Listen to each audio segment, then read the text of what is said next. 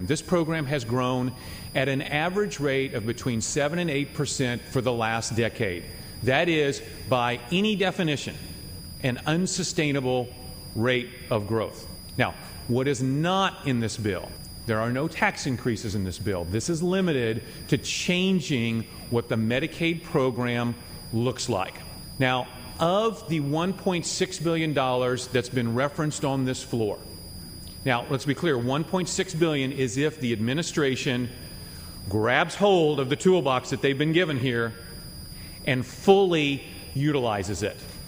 Of that $1.6 billion, only about $300 million are actually program eliminations, which means the other 80% or so are things that the Department of Health Care and Family Services and this administration have to do and do effectively in order to save any money. And the reason I raise that is because no one should walk away from this chamber tonight if this bill passes the Senate and say, "Oh, we did our part, didn't we?" That would not be true.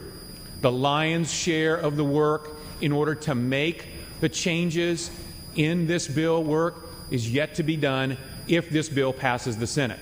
We are going to have to work with and push and provoke the administration to move forward on all of the things that are in this bill. The administration agreed to some of the items in here wholeheartedly. There were some others that they were talked into, and there were a handful in which there was a wrestling match, so to speak, and they lost it. But all of them have to work in order to save the forecasted money.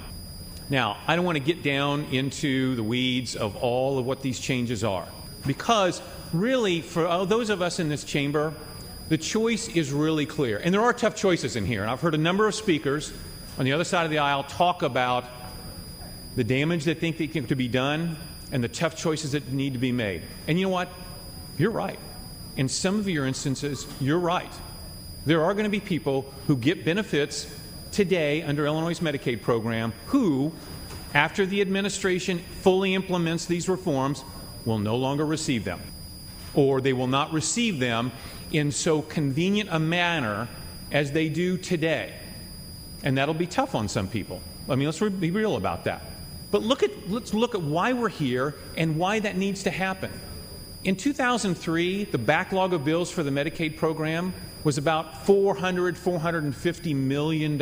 Today, that number at the end of this fiscal year will be $1.9 billion. We talk about compassion for the people who are on the lowest rungs of the economic ladder. Those are the ones who suffer the worst from us not paying our bills. They suffer the worst. And here's why. Is because the higher our stack of unpaid bills is, the longer providers have to wait to be paid. The longer providers have to wait to be paid, the more disgruntled they get with dealing with Medicaid. And the more disgruntled they get in dealing with Medicaid, the more I'm saying, I'm not dealing with Medicaid anymore. I'm out of here. And the more providers who drop out of the system means less access for the people for whom you are voicing your concern. The program is out of control. It needs to be reined in. And we are long past the point when we could impose some relatively minor utilization controls and say, we've fixed this problem. The damage is too severe. The backlog of bills is way too heavy. Ladies and gentlemen, the floor is falling out beneath the people that you're talking about. This presents an opportunity. It presents an opportunity to begin to turn this program around. It starts here tonight by doing that, but it only starts here tonight. It doesn't end tonight.